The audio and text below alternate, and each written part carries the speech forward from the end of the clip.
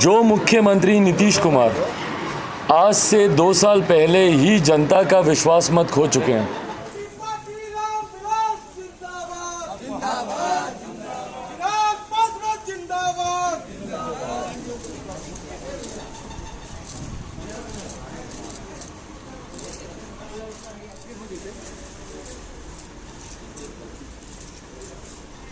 जो है कल ट्रस्ट वोट हो गया है और बीजेपी अब विपक्ष में चली गई है, बधाई दीजिएगा सरकार को। भाई बधाई किस बात की दें? नेताओं का विश्वास मत हासिल करने से क्या लाभ जब जनता का विश्वास मत आप खो चुके हैं। भाई महत्वपूर्ण किसी भी राजनीतिक दल के लिए क्या है? नेताओं का विश्वास मत हासिल करना कि जनता का विश्वास मत हासिल करना। जो मुख्यमंत्री नीतीश कुमार आज से 2 साल पहले ही जनता का विश्वास मत खो चुके हैं। मैं बार बार इस बात को कहता हूं और अगर मैं गलत बोलता हूं तो टोकिए आप लोग मुझे। क्या मैं गलत बोलता हूं जब मैं इस बात को कहता हूं कि मुख्यमंत्री नीतीश कुमार जी 2020 में जनता का विश्वास खो चुके थे? अगर नहीं खोए होते तो पहले नंबर से तीसरे नंबर की पार्टी नहीं बनते, आधे से ज़्यादा प्रत्याशी उनके चुनाव नहीं हारते। तो जो नेता, जो मुख्यमंत्री, जो राजनीतिक दल जनता का विश्वास मत खो चुका हो, आज वो भले जोड़ तोड़ कर सदन में विश्वास मत हासिल कर चुके हों, पर भैया अगली बार क्या? पिछली बार आपने जनादेश का अपमान किया था, जनता ने आपको चिराग मॉडल की वजह से जनता ने आपको तीसरे नंबर की पार्टी बना दिया। इस बार पुनः आपने जनादेश का अपमान किया।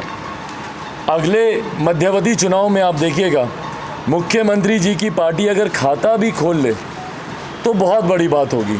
तो जो लोग इस बात को लेकर खुशी मना रहे हैं कि भैया हमने विश्वास मत हासिल कर लिया, हमने विश्वास मत, ना सिर्फ आपने जनता का विश्वास खोया हुआ है, आप घटक दलों का विश्वास भी आप नहीं जीत पाएंगे मुख्यमंत्री जी। जो बार बार आप पलटने का काम करते हैं, आप मुझसे उम्र में बड़े हैं इसलिए ऐसे शब्दों का उपयोग आपके लिए करना मुझे अच्छा नहीं लगता, पर यह आपकी कार्यशैली का हिस्सा बन गया। जिन्होंने पिछले 8 सालों में 4 गठबंधन बदले हों, 14 तक इनके साथ थे, 14 में एनडीए से अलग हुए, 15 में महागठबंधन में गए, 17 में फिर एनडीए में आए, 20 में फिर 22 में फिर ये महागठबंधन में चले गए। तो जिन्होंने पिछले 8 साल में 4 गठबंधन बदले हों, आप पे भरोसा कोई कैसे करे? आपके घटक दल भी कैसे करें? कल को मान लीजिए अगर आपको लेकर अगर ये चर्चा, ये सुगबुगाहट शुरू होती है कि भैया आप फिर एनडीए की तरफ आप देख रहे हैं, तो आप कैसे किसी को विश्वास दिलाइएगा कि मैं नहीं देख रहा हूँ? विधानसभा में खड़े होकर, लोकतंत्र के मंदिर में खड़े होकर आपने शपथ खा ली, उस शपथ के आप नहीं टिके।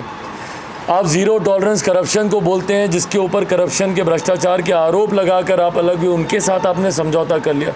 तो मुख्यमंत्री जो अपनी क्रेडिबिलिटी खो चुके हैं, जो जनता में अपनी विश्वसनीयता खो चुके हैं, वो अगर जोड़ तोड़ से सदन में विश्वास मत हासिल कर लेते हैं तो ऐसे नेता को बधाई देने का कोई औचित्य बचता नहीं है, पर एक औपचारिकता मात्र से सही उनको बधाई। सर आप पर भी थोड़ा टिप्पणी जो है वो कर दी कि कोई मॉडल चल रहा था, उसी के तहत हम 43 पर पहुंचे। इशारों में नहीं, वो मानते हैं इस बात को।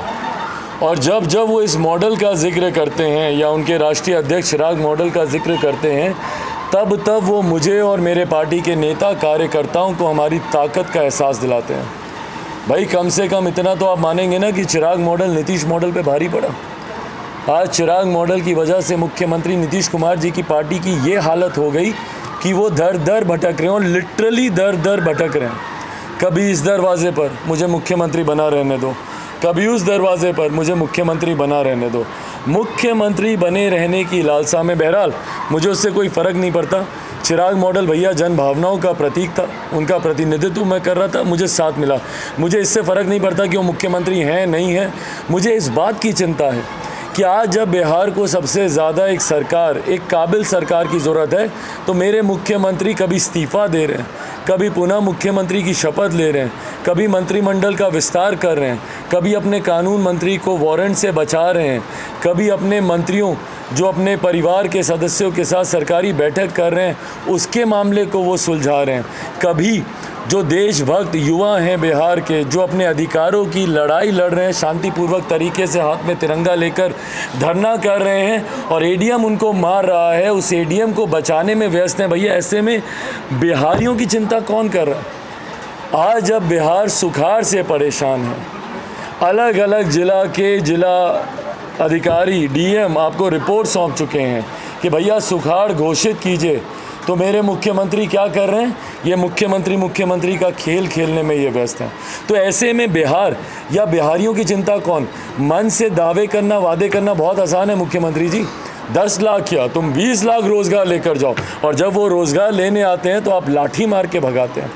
किस तरीके से अनिशुल्क का आपने कान का पर्दा आपने फाड़ने का काम किया, किस तरीके से उसको बर्बरता से मैंने मांग की है। पार्टी की तरफ से हम लोग मांग करते हैं कि भैया जिस तरीके से अनिसुर रहमान, जो एक बिहारी युवा अपने हक, अपने अधिकार के लिए भैया 7वें चरण की भर्ती की वो मांग कर रहा था ना, और क्यों मांग कर रहा था? क्यों निकाली आप लोगों ने वैकेंसी? पिछले 3 साल से वैकेंसी निकाल कर भर्तियों को आप लटकाने का काम कर रहे हैं। जिन लोगों का सिलेक्शन हो गया, चयन हो गया, क्यों नहीं उनकी भर्ती आप निकाल रहे हैं भैया? और जब इसकी मांग को लेकर, वैसे 20 लाख रोज़गार की आप बात करेंगे, पर इसकी मांग को लेकर जब वो लड़का और उनके तमाम साथी जब सड़क पर उतरे, किस बर्बरता से आपने पीटा। और उसके बाद आप बोलते हैं हम जांच कराएंगे। भैया प्रत्यक्ष को प्रमाण की ज़रूरत होती है। क्यों नहीं आपने अभी तक उस एडीएम के ऊपर कार्रवाई की? 24 घंटे के भीतर उस एडीएम को बर्खास्त होना चाहिए था, और ना सिर्फ बर्खास्त बल्कि देशद्रोह का, राजद्रोह का मुकदमा होना चाहिए था भैया। तिरंगे के ऊपर आप लाठी चलाएंगे। ये वही तिरंगा है जो यूक्रेन में भारतीय छात्र जिस तिरंगे को दिखाकर उन्होंने सीमाएं पार की थी, बॉर्डर सुरक्षा की भावना, ये तिरंगा उनको दे रहा था। ना सिर्फ भारतीय बल्कि दूसरे देशों के भी लोग तिरंगे को दिखा कर बॉर्डर पार कर रहे थे। सुरक्षा की भावना थी, और हमारे ही प्रदेश में सुरक्षा की भावना नहीं है। तिरंगा हाथ में होने के बावजूद जिस बर्बरता से पीटा गया, क्यों नफरत है मुख्यमंत्री नीतीश कुमार जी को तिरंगे से इतनी? क्यों नफरत है भैया कि तिरंगे का आप इस तरीके से आप अपमान करेंगे, और जिस अधिकारी ने किया उसका आप संरक्षण करेंगे? ना सिर्फ देशद्रोह का मुकदमा बल्कि अटेम्प्ट टू मर्डर के भी चार्जेस उनके ऊपर लगने चाहिए। जिस बर्बरता से उस युवक को पीटा गया है भैया, आप उसकी जान लेने की कोशिश कर रहे थे ना। लाठी अगर सर पे लगती, सर पूरी तरीके से फट जाता, आपने कसर तो कोई छोड़ी नहीं। बालों से कैसे घसीटा जब आप लोग कैमरा लेकर सामने थे। तो ये तमाम चीज़ों में कहने का मेरा औचित्य बस इतना ही है कि भैया बिहारी कहाँ है भैया? आप तो बिज़ी हैं अपनी सरकार बनाने में। ऐसे में बिहार या बिहारियों की चिंता, कल हम लोग गए थे दरभंगा, ना सिर्फ उस लड़के से मिले अररिया में भैया, एक छोटी सी दलित बच्ची, 12 साल की बच्ची, किस बर्बरता से उसके साथ सामूहिक दुष्कर्म किया गया। कल्पना कर सकते हैं? 11-12 साल की बच्ची, उस परिवार पे क्या बीत रही होगी, उस बच्ची का भविष्य अब क्या रह जाएगा। जिस तरीके से भेदभाव होता है, और हमारे समाज की कहीं ना कहीं एक गलत परंपरा है कि आप विक्टिम को ही आप एक्यूज़ की तरह देखने लगते हैं। उसमें दोषी वो बच्ची नहीं है, दोषी वो लोग हैं जिन्होंने ये ऐसा दुष्कर्म किया। और अभी तक गिरफ्तारी के नाम पे क्या महज 2 लोग, 5 लोगों ने किया, 2 लोग गिरफ्तार हुए, बाकी 3 कहाँ हैं और मुख्य आरोपी कहाँ हैं किसी को नहीं पता। तो कहाँ है भैया न्याय प्रणाली? चौकीदारों की हत्या की जा रही है एक के बाद एक।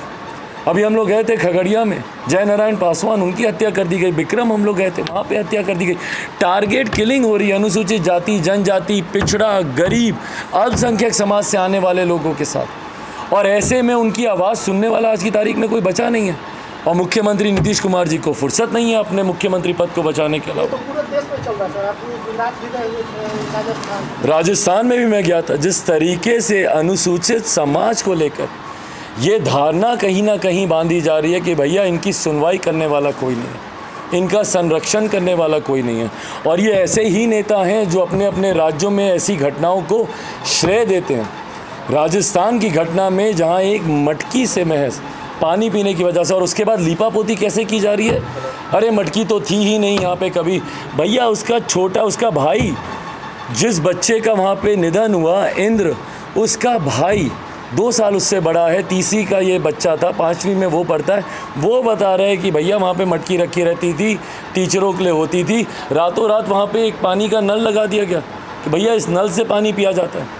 मेरी उप मुख्यमंत्री से वहाँ पे बात हुई, सचिन पायलट जी से, मेरे अच्छे मित्रों में से हैं, उनसे मैंने इस बात का जिक्र किया।